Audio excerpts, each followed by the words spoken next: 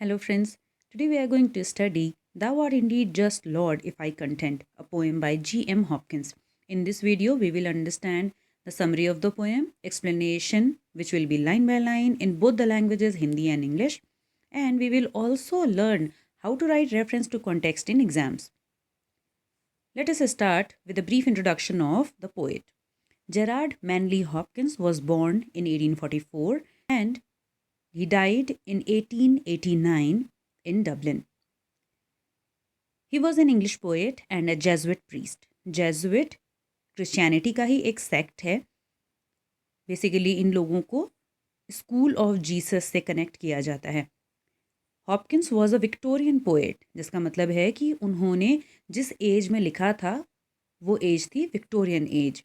Victorian age में queen Victoria का शासन था, which started in 1837 and lasted till the end of 19th century.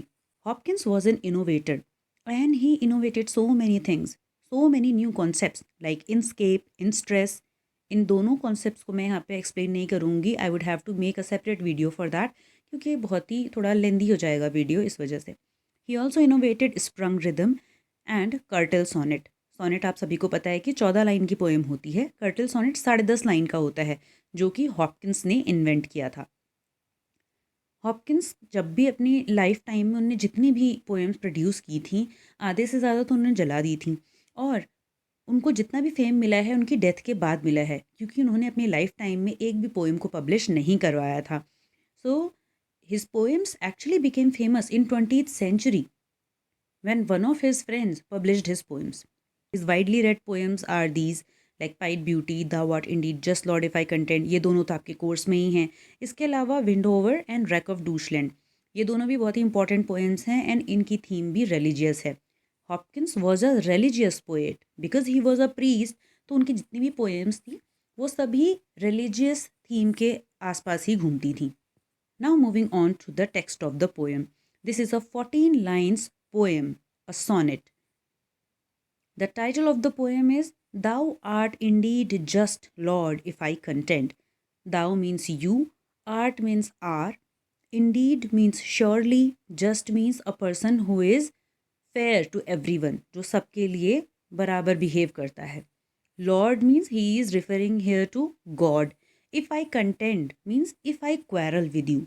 So the title of the poem says that if I quarrel with you, God, you are surely just. You would do justice with everyone. इस poem के start होने से पहले 2 line Latin की दी गई हैं, जो कि एक एपिग्राफ है. Epigraph is an introduction to a book और an introduction to a part of a book और अ पोएम. तो ये थोड़ा बहुत किसी भी पोएम या बुक से पहले, किसी के भी पहले अगर स्टार्टिंग में एपिग्राफ दिया जाता है, उससे हमें पोएम के बैकग्राउंड का अंदाज़ आता है. ये जो कोट है ये लैटिन लैंग्वेज में है and it is taken from साम नंबर 119 ऑफ द बाइबल. इस लैटिन फ्रेज़ का मतलब ये 4 लाइनें हैं जो एकदम स्टार्टिंग में पोएम के दी गई हैं. Thou art indeed just lord से लेके एंडिवर एंड तक, यही इसका मीनिंग है लैटिन का. मैं इन लैटिन की जो लाइंस हैं इनको प्रोनाउंस नहीं करूँगी because I do not know this language and I do not know how to pronounce it correctly. This Latin phrase means that you are surely fair in your ways, God, but what I say is also correct. Why do sinful people prosper and why all my attempts end in disappointment? कि जितने भी sinful लोग हैं वो इतना prosper क्यों कर रहे हैं और मेरे जैसा व्यक्ति जो हमेशा आपके प्रेयर्स में लगा रहता है उसको रिवॉर्ड्स अपनी लाइफ में नहीं मिल रहे हैं. तो यही इस पूरी पोएम का थॉट है. मैंने आपको बोला था कि आज मैं आपको बताऊंगी कि रेफरेंस टू कॉन्टेक्स्ट एग्जाम में कैसे लिखते हैं. तो उसके लिए मैंने यहाँ एक पूरा चार्ट बनाया है. सबसे पहले आप लिखते हैं रेफरेंस. जब भी पोएम की कोई भी 4 लाइन या 6 लाइन आपके एग्ज़ाम में आती हैं तो रेफरेंस टू कॉन्टेक्स्ट का मतलब है पहले आपको उसका रेफरेंस लिखना है, जिसमें उस पोएम का नाम, उस पोएट का नाम, किसने वो पोएम कंपोज की है, और कोई भी एक्स्ट्रा इन्फॉर्मेशन उस पोएट के बारे में या उसकी एज के बारे में आपने देनी होती है. जैसे हॉपकिंस के बारे में जब आप लिखेंगे तो हॉपकिंस के बारे में आपको ये बताना होगा कि he was a religious poet and he belong to Victorian age. John Keats के बारे में बोलेंगे तो आप क्या लिखेंगे कि he was a romantic poet and he belong to romantic age. Then context. Context में आप पोएम का जो बैकग्राउंड है उसके बारे में बात करते हैं, उसकी जो मेन थीम है कि एक्चुअली में पोएट किस थीम के इर्द गिर्द इसमें घूमेगा। Third is explanation. ये सारी हेडिंग अलग अलग डालनी है अपने एग्जाम में, ओके। नाउ एक्सप्लेनेशन में कई बार बच्चे क्या करते हैं कि जितना इंग्लिश लिखी होती है वहाँ पे उसी को दोबारा उतार देते हैं। ऐसा नहीं करना है। उसके लिए पहले तो आपको पढ़ाई करनी पड़ेगी, और दूसरा जितने भी इंग्लिश के वर्ड्स उसमें यूज़ किए हैं उनके सिनोनिम यूज़ करने हैं, and try to write it in your own words. अपने वर्ड्स में उसे लिखने की कोशिश करनी है, क्योंकि पोएट ने जो वर्ड्स यूज़ किए हैं वो बहुत डिफ़िकल्ट हैं। जब आप किसी चीज़ को एक्सप्लेन करते हैं तो इसका मतलब आप उसे ईजी बनाते हैं, तो ईजी लैंग्वेज में आप उसको डिकोड करना है। देन क्रिटिकल कमेंट्स, ये फोर्थ पार्ट है और इसकी वजह से आपको एक्स्ट्रा मार्क्स मिल सकते हैं एग्जाम में। इसमें आप बात करते हैं राइम स्कीम की, और पोएम किस तरह की है, क्या ये सोनेट है, क्या ड्रामेटिक मोनोलॉग है, क्या ओड है, या ये लिरिक है, या फिर क्या ये एलिगरी है, क्या है, किस तरह की पोएम है, उस पोएम की टोन, उसकी थीम, इसको भी आप उसमें मेंशन कर सकते हैं। या फिर कोई और पोएम जिसकी थीम बिल्कुल उसी तरह की है, वो भी आप क्रिटिकल कमेंट्स में मेंशन कर सकते हैं। It is always going to give you extra marks. The first paragraph of the poem, this is the reference. Suppose आपके एग्जाम में ये लाइन्स आई हैं, आपने इसका रेफरेंस कैसे लिखना है? These beautiful lines have been taken from the poem thou are indeed just Lord if I contend, composed by the great Victorian poet Gerard Manley Hopkins. Then there is context. This is a religious poem, ये आप mention कर सकते हैं इसमें. And the poet complains to God about injustice happening around. He asks God, why do sinful people prosper and pious people like the poet have to wait so much to prosper in their lives? इसमें आप क्या बताएंगे कि ये poem एक religious poem है, और इस पोएम में गॉड को कंप्लेन कर रहा है पोएट कि क्यों मेरे साथ ऐसा इनजस्टिस हो रहा है, जबकि जो सिंफुल लोग हैं वो बहुत ज़्यादा प्रॉस्पर कर रहे हैं अपनी लाइफ में। Then explanation. Now I am going to explain these lines in Hindi for you, और इंग्लिश जिसे देखनी है वो यहाँ पर एक्सप्लेनेशन में यू कैन सी दैट। जितने भी डिफ़िकल्ट वर्ड्स हैं वो सभी मैंने नीचे यहाँ वर्ड मीनिंग में लिखे हुए हैं, तो आप इसे देख लीजिए। Thou art indeed just lord if I contend with thee. Thou का मतलब मैंने आपको बताया था यू, आर्ट मतलब आर, ये ओल्ड स्पेलिंग्स हैं यू आर की, ठीक है। दाउ, दाई, इस तरह के वर्ड्स पहले यूज़ किए जाते थे। Here the poet says thou art indeed just Lord if I contend with thee, you are surely does do justice God if I quarrel with you, but sir so what I plead is just.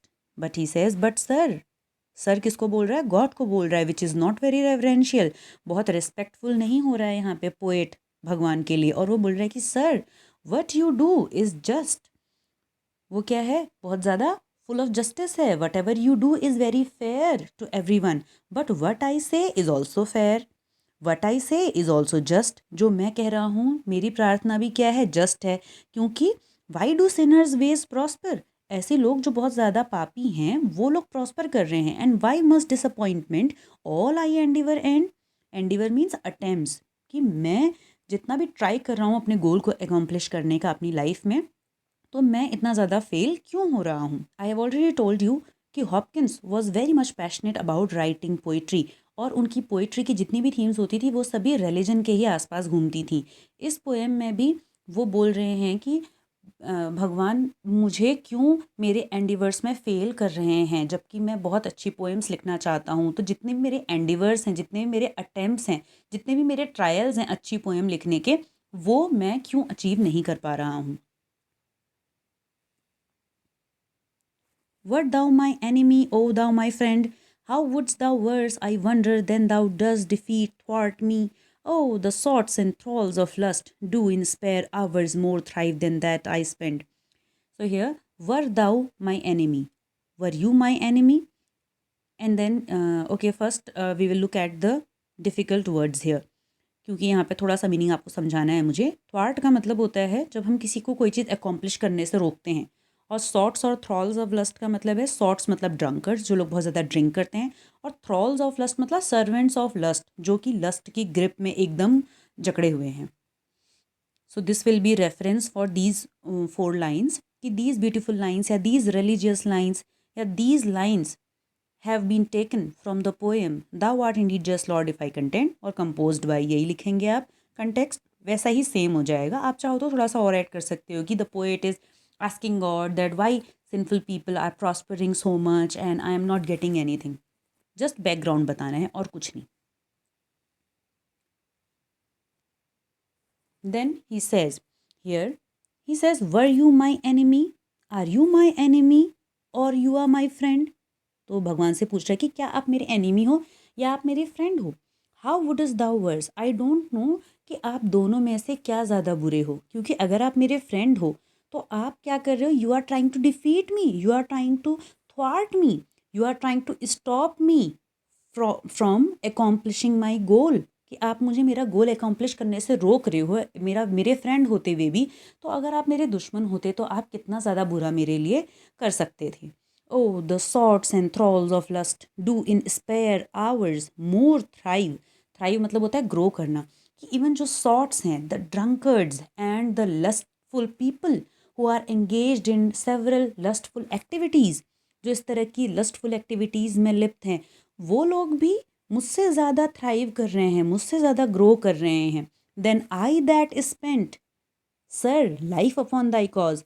ये जो line है, ये line next line में जाके ये complete हो रही है, ठीक है। इसे हम बोलते हैं एंजैम्बमेंट, फिगर ऑफ स्पीच। जब एक लाइन का थॉट नेक्स्ट लाइन में जाके कंप्लीट होता है तो उसे हम एंजैम्बमेंट या रन ऑन लाइन कहते हैं। तो इसे आप ध्यान रखना, मैंने लास्ट में मेंशन किया है। So here it is, he says I that spend sir life upon thy cause. Again he is calling him sir. भगवान को अभी भी क्या बोल रहा है, सर कह रहा है, जो कि बहुत ज़्यादा रूड है एक तरह से। रेफरेंस वही रहेगा सेम कि ये किस पोएम से लिया गया है और कौन उसका पोएट है। देन कंटेक्स्ट में थोड़ा सा चेंज मैंने किया है, मैंने इसमें लिखा है the poet prays to God to send him inspiration, और यही इसकी थीम है, ठीक है। तो अभी हम इसको पढ़ते हैं, इसका एक्सप्लेनेशन देखते हैं, फिर आपको ये समझ में आ जाएगा। Sir life upon thy cause, कि मैं अपनी लाइफ आपके ही कॉज के लिए पूरी मैंने न्यौछावर कर दी है।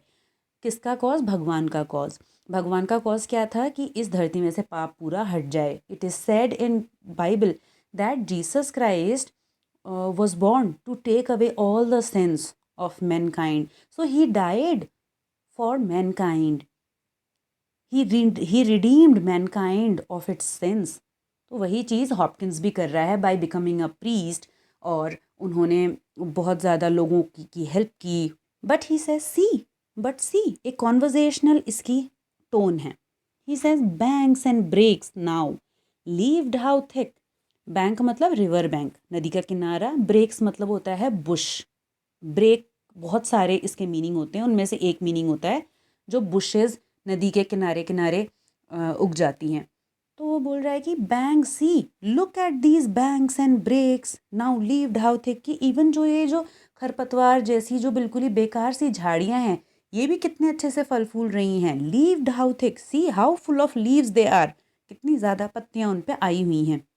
लेस्ड they are again with fretty chervil, और उनके साथ साथ जो फ्रेटी शर्विल, शर्विल एक तरह की हर्ब है, ठीक है, धनिए जैसी दिखती है। और इसकी पिक्चर मैंने लास्ट में एक जगह डाली हुई है, तो अभी मैं आपको उसका पिक्टोरियल रिप्रेजेंटेशन जब इस पोएम का दिखाऊंगी तो आपको समझ में आ जाएगा। ही सेज हियर कि लेस दे आर अगेन, और जो रिवर का किनारा है वो ऐसे लेस की तरह उसमें जो शर्विल नाम की हर्ब है वो उग गई है। Look again he is trying to have a conversation. He says look and fresh wind shakes them, और जो फ्रेश विंड है वो क्या कर रही है, उनको शेक कर रही है। तो it is all favourable for these petty things. Birds build but not I build, no but strain times eunuch and not breed one work that wakes. He says, but birds are even trying to build their nests. Birds भी कुछ ना कुछ बना रही हैं, अपना nest बना रही हैं, but not I build. But I am not able to build anything. I am not able to produce anything. No, but strain. Strain मतलब होता है कि strain yourself to something. जब आप अपने आप को बहुत ज़्यादा किसी चीज़ में बहुत अटेम्प्ट लगा देते हो ना, जैसे एग्ज़ाम क्वालिफाई करने के लिए बहुत ज़्यादा पढ़ते हो, तो स्ट्रेन करना होता है। आप खेलने के लिए, कोई गेम सीखने के लिए अपने आप को बहुत ज़्यादा एफर्ट डालते हो, उसको बोलते हैं straining yourself out for learning something. तो वो बोल रहा है but what I am straining, I am doing so much hard work, times eunuch, but time has been eunuch for me. Eunuch मतलब होता है जो थर्ड जेंडर को हम बोलते हैं, ट्रांसजेंडर्स को। तो वो यहाँ पे कंपेयर कर रहा है because they are not productive, they can not have children of their own. तो यहाँ पे वो है कि time is eunuch, now this time has been very unproductive for me, my days are passing, my time is going away, but it is not getting me anything, and not breed one work that wakes. And people are able to build things, people are able to breed, but because my time is unique, I am not able to breed anything significant in literature that will wake people up, that will give me a recognition. Mine, O thou, Lord of life, send my roots rain. And in the last line, there is a renewal of faith. And he says that, O God, what you can do now, please send my roots rain. Mine, O thou, Lord of life, O you, the Lord of my life, the Lord of life on earth, please send my roots rain. My roots have been very dry. कि मेरी जैसे जब सूखी हुई जड़ें होती किसी पेड़ की, और अगर बारिश हो जाए तो वो फिर से वापस हरा भरा हो जाता है कुछ टाइम में, ठीक है। उसी तरह से ये पोएट चाहता है कि भगवान जो हैं वो, भगवान उसके हार्ट में और उसके माइंड में एक तरह की इंस्पिरेशन भेजें, रेन की तरह एक ऐसी इंस्पिरेशन भेजें जिससे उसका दिल भी वापस क्या हो जाए, हरा भरा हो जाए, and he will be able to produce great work of art in literature. Here is an explanation of these lines here in English, and you can take a screenshot of this. इसके लिए आप video pause करके इसका screenshot लेके save कर सकते हो। Now coming to the structure of the poem. The poem is a sonnet, I told you before, and it is the Italian Petrarchan sonnet. Petrarchan sonnet के दो पार्ट होते हैं, ऑक्टेव यानी कि 8 लाइन पहले की, और सेस्टेट यानी कि बाद की 6 लाइन्स। अब हम देखेंगे इसकी राइम स्कीम। यहाँ देखिए, राइम स्कीम में जो पहला वर्ड होता है, पहली जो लाइन होती है, सभी लाइन्स राइम स्कीम में जितनी भी लाइन्स पोएम में यूज हुई हैं उन सभी के एंड वर्ड की राइम्स हम चेक करते हैं। जैसे contend, just, must, end, friend, dust, lust, spend, इन सबको हम देखेंगे और इनकी राइम स्कीम की किन की प्रोनाउंसिएशन मैच हो रही है, ठीक है, राइम कौन कर रहे हैं साथ में। जैसे कंटेंट, कंटेंट पहला अल्फ़ाबेट है तो हम इसको ए देंगे। जब भी हम राइम स्कीम स्टार्ट करते हैं तो हम अल्फ़ाबेटिकली ए से स्टार्ट करते हैं। तो कंटेंट, अभी हम पहला वर्ड देख रहे हैं तो हम इसको ए अल्फ़ाबेट दे देंगे। जस्ट, जस्ट और कंटेंट राइम नहीं कर रहे हैं आपस में, इनकी स्पेलिंग भी एंड वाली सेम नहीं है, तो इसे हम बी दे देंगे। देन मस्ट, मस्ट और जस्ट दोनों एक जैसे साउंड कर रहे हैं, मस्ट, जस्ट, तो इनको हम बी बी दे देंगे।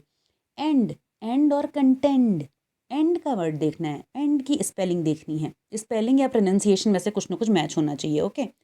तो यहाँ पे हम इसे वापस ए दे देंगे।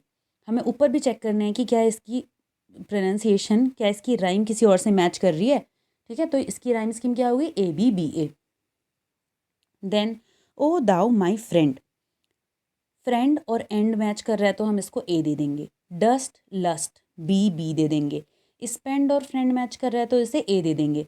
तो देखो अभी तक ए किस किस में, कंटेंड, एंड, फ्रेंड, स्पेंड, इन सब में ए है, और बी बी बी में क्या है, जस्ट, मस्ट, डस्ट, लस्ट, ठीक है। अब हम देखते हैं सेस्टेट की लाइंस। ब्रेक्स, ना ये स्पेंड से मैच करता है ना लस्ट से, ए और बी में से किसी से मैच नहीं कर रहा तो हम इसको सी दे देंगे। अगेन, अगेन भी क्या है, स्पेंड और अगेन में डिफरेंस है, ओके, ये देखना, तो इसे हम डी दे देंगे। फिर शेक्स, अब ब्रेक्स, शेक्स और वेक्स, इन तीनों की राइम स्कीम क्या है, सेम है, तो हम इसको सी सी सी दे देंगे। और अगेन, स्ट्रेन, रेन, इनको हम डी डी डी दे देंगे। पेट्रार्कन सोनेट जनरली एक पैटर्न फॉलो करता है कि ऑक्टेव में, यानी कि जो फर्स्ट 8 लाइन्स होती हैं किसी भी पोएम्स की, in these first 8 lines the poet asks a question और प्रेजेंट्स अ डाउट, कोई डाउट प्रेजेंट करेगा, कोई प्रॉब्लम प्रेजेंट करेगा, और उसके बाद सेस्टेट में उसी का सल्यूशन देगा आपको, ठीक है। सल्यूशन यानी कि जैसे इस पोएम में रिन्यूअल ऑफ फेथ हो जाता है, पहले वो क्वेश्चन करता है गॉड का, बाद में कहता है कि no God, you are my only hope and please send my roots rain.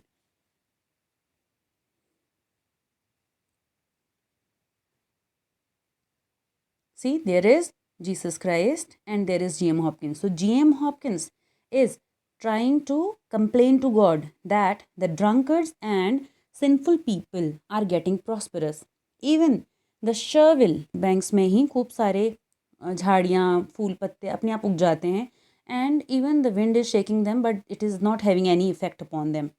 Then there are birds who are also building their nests, but the poet is not able to build anything. He is trying to write good poetry but he is not happy with that.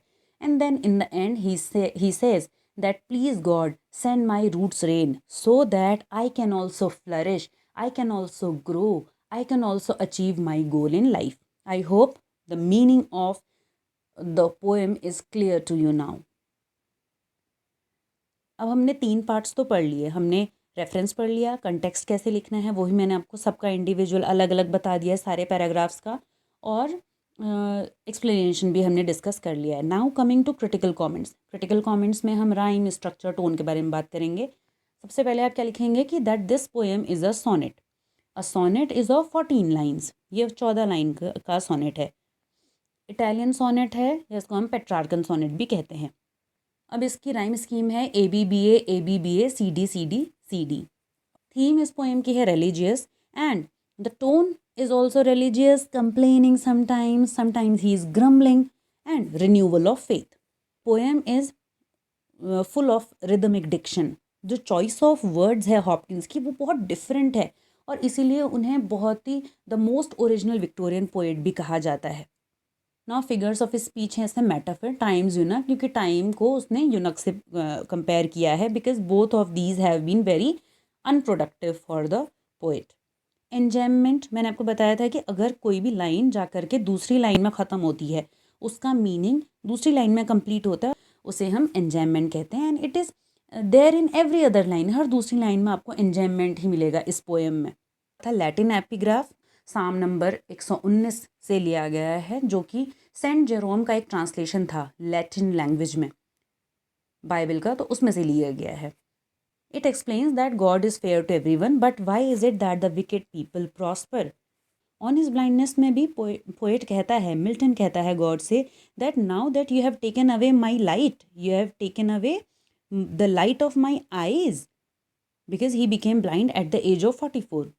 तो क्या अभी भी आप मुझसे expect करते हैं कि मैं पोएम्स लिखूं और मैं आपकी सर्विस में हमेशा प्रेजेंट रहूं? तो वैसे बहुत सारे कंप्लेंट्स करता है, और फिर लास्ट में सेस्टेट में he again renews his faith, और वो बोलता है कि नहीं, God does not exact our labour, और उनके पास तो एंजल्स हैं, thousands of angels he has, who are there over ocean and land and who are there to serve him. So what he expects from us, that we only stand and wait for our turn. Another important thing about Hopkins' poem is his vivid use of imagery and nature. जैसे मैंने उस poem का एक pictorial representation आपको दिखाया, तो वो मैं इसलिए दिखा पाई क्योंकि हॉपकिंस ने जो पोएम लिखी है उसमें एक बहुत ही विविड इमेजरी, विविड मतलब एकदम lively, full of life imagery है कि रूट्स में रेन भेजना और ये इस तरह की चीज़ें, ठीक है, river banks and all those kind of things, the pictures he has tried to create in our mind. So that makes Hopkins' poems very interesting and very vivid. So thank you so much for watching this video. I hope आपको इससे काफ़ी ज़्यादा help मिलेगी and you will get good marks. मैं आगे भी इसी तरह के वीडियोस और अपलोड करती रहूँगी. So please like, share and subscribe my channel and please share it to your friends. Thank you.